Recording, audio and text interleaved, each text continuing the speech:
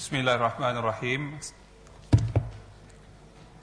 Alhamdulillahirabbil alamin wassalatu wassalamu ala sayyidina mursalin wa ala alihi wa sahbihi ajma'in. Assalamualaikum warahmatullahi taala wabarakatuh.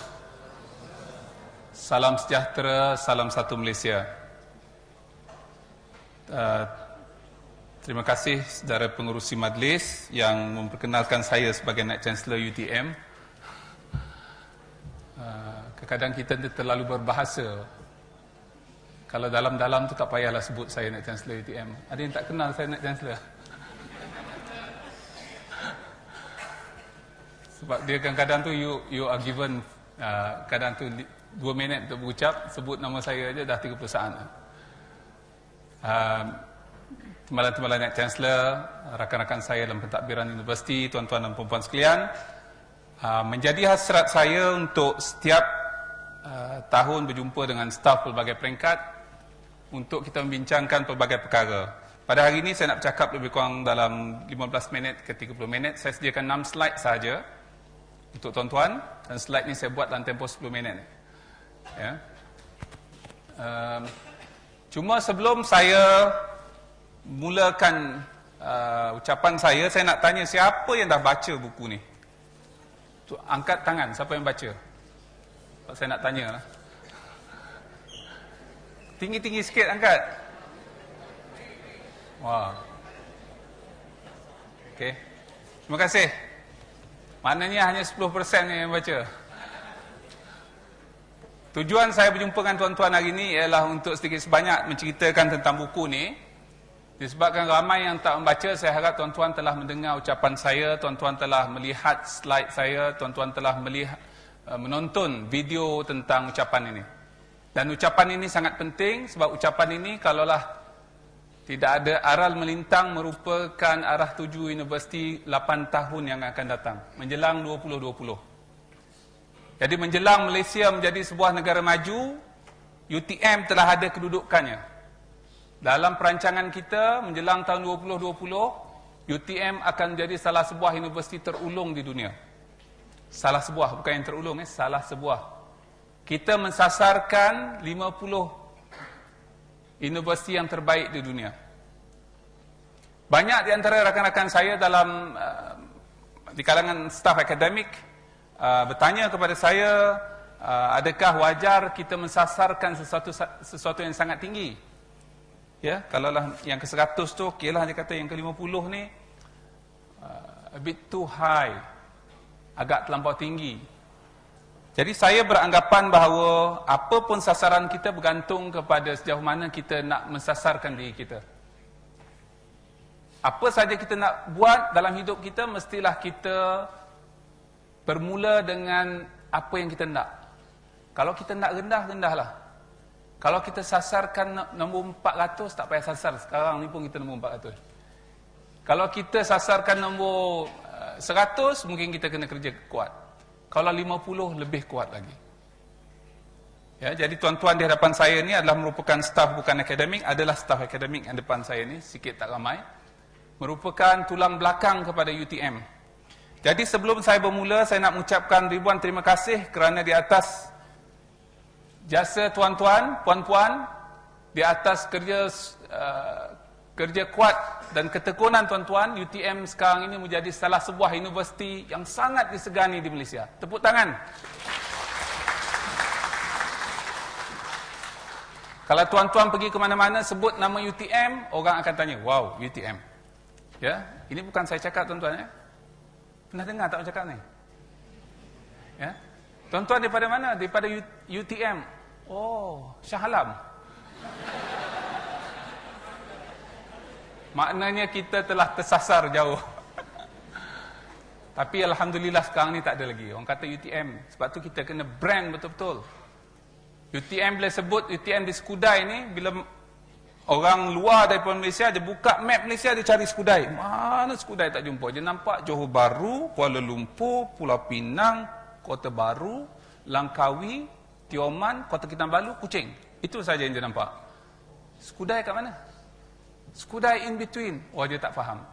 Sebab itulah kita tuan-tuan telah bermula pada tahun lalu kita telah menetapkan bahawa UTM kita jenamakan, yang di Kuala Lumpur kita panggil UTM Johor KL Campus, yang di Johor Bahru kita panggil Johor Bahru Campus, JB Campus. Ya, kita tak masukkan Skudai itulah. Sebab Skudai dalam daerah Johor Bahru. Kalau kita pergi ke London pun, semua universiti yang bersangkut paut dengan London itu semua disebut London University. Padahal dia jauh daripada London. Ya. Banyak universiti kat New York.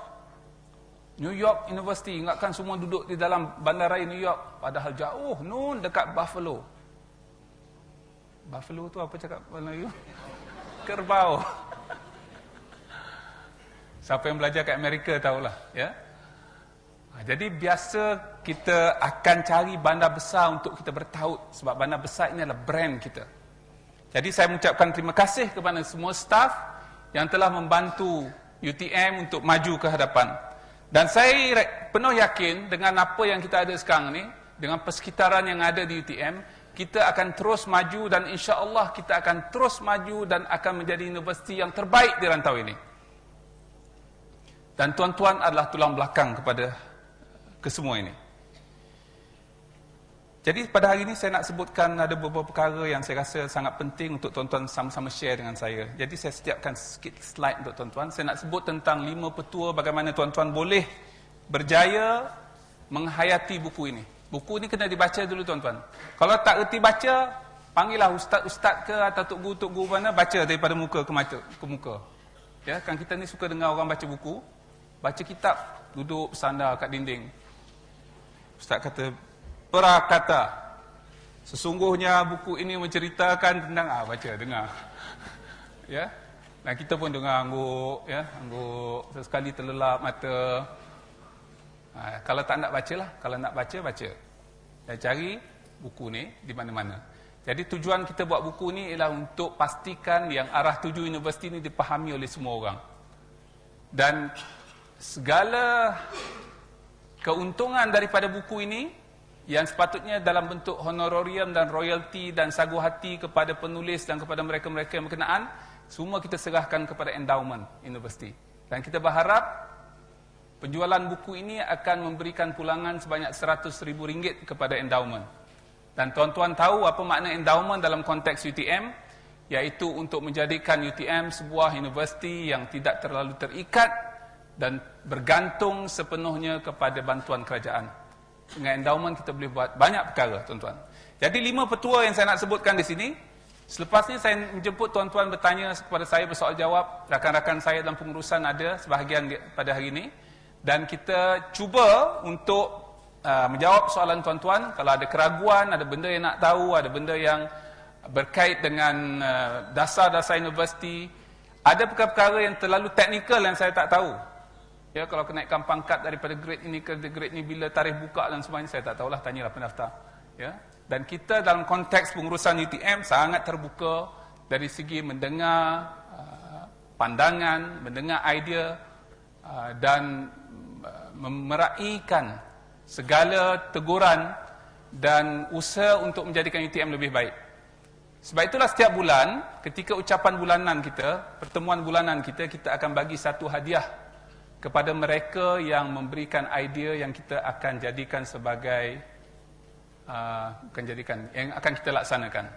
Tuan-tuan bagilah pandangan, nak lepaskan itik ke, nak banyakkan itik supaya itik kita. Kalau kita rasa pandangan itu pandangan yang akan kita laksanakan, kita akan menghargai tuan-tuan.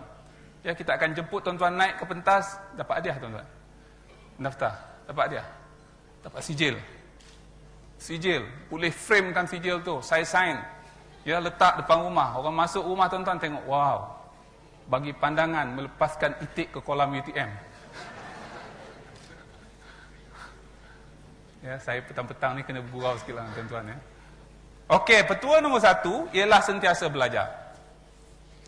Dalam konteks UTM, belajar ni bukannya kita jadi student sahaja. Jadi student bagus, tuan-tuan ada kelulusan di peringkat STP, datang ke UTM ada peluang belajar, kita ada yang mendapat bantuan daripada pihak universiti, ada yang belajar sendiri, ada yang belajar melalui space, ada yang belajar melalui non-space dan sebagainya. Jadi belajar. Tapi belajar yang penting ialah belajar dalam seluruh aspek kehidupan. Belajar dari segi untuk memperbaiki mutu kerja. Belajar dari segi untuk memperbaiki akhlak. Belajar untuk memperbaiki jadi orang yang lebih baik. Belajar untuk menjadi ahli masyarakat yang lebih baik. Belajar. Apa sahaja yang berkaitan dengan belajar. Sebab saya dah sebutkan daripada awal ketika saya menjadi Naib Chancellor, kita ingin menjadikan UTM ini sebagai taman ilmu, di mana budaya ilmu berkembang subur. Sepatutnya yang diperbincangkan apabila tuan-tuan bertemu dengan rakan-rakan taulan bukannya berapa harga sport rim yang tuan beli tu. Bolehlah tanya berapa sport rim, berapa hal-hal yang berkaitan dengan kehidupan harian. Bolehlah bertanya, tetapi jangan jadikan itu sebagai sesuatu benda yang sangat besar. Kalau kita tak dapat, kita rasa sangat kecil hati. Ya, golongan staf wanita sebagai contoh. Kalaulah gelang itu tidak 5 inci sampai ke atas ni, Allah, hai, suami saya tak bagus ni, tak boleh belikan gelang macam dia belikan. Ya, tak pasal-pasal suami pula kena. Jadi kita nak yang diperbincangkan ialah persoalan ilmu. Persoalan tentang hal-hal yang berkaitan dengan mendekatkan diri kita kepada kebijaksanaan, wisdom. Kita kena bincang. Dah baca belum buku Naib Chancellor? Buku Naib Chancellor? Apa hal buku tu? Cerita pasal apa? Ada naik pangkat ke buku tu?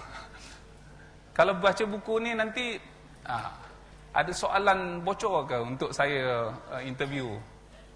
Itu bukan persoalan yang dibincangkan oleh orang yang menghayati budaya ilmu. Orang yang menghayati budaya ilmu, dia akan sentiasa belajar. Apa benda yang saya boleh belajar daripada buku ni? Buku ni bukan kitab Quran, tuan-tuan. Bukan kitab perukunan. Banyak kesalahannya. Tetapi yang penting ialah idea di sebalik buku tersebut.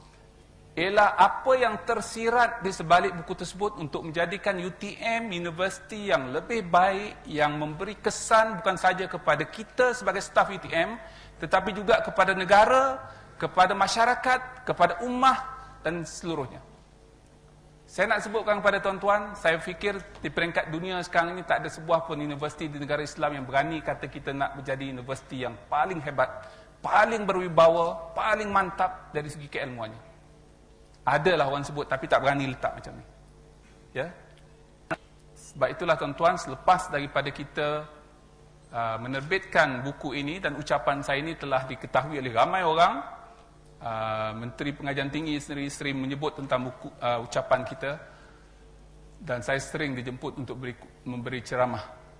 Bukan saja kepada staf universiti dan bakal naib-naib chancellor di Malaysia, ya, tetapi juga kepada universiti-universiti di luar negara. Pada bulan April sebagai contoh, saya dijemput untuk memberi ucapan utama di Korea. Ya, ucap utama di Korea.